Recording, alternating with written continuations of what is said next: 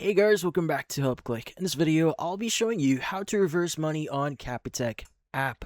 But first, check out our special offer in the description. So let's get started.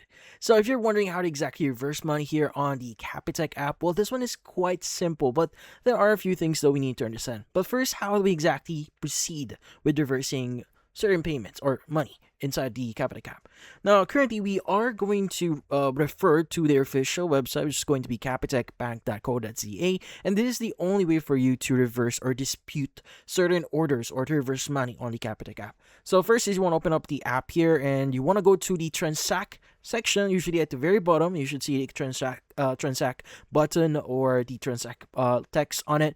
And from then on, you want to go to debit orders, and you want to go and just choose from your history the debit order that you want to go ahead and basically reverse.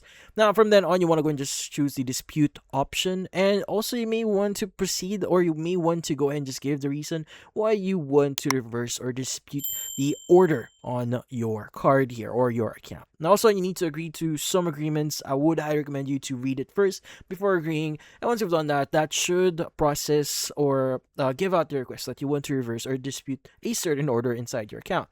Now, like what I said before, there are a few things that we need to remember. Like, the transaction can only be reversed or disputed if it's under a certain threshold on your account. So if it's over a certain amount here, you won't be able to dispute that. So you may need to contact your bank for it, because again, the app is not a cash management tool here.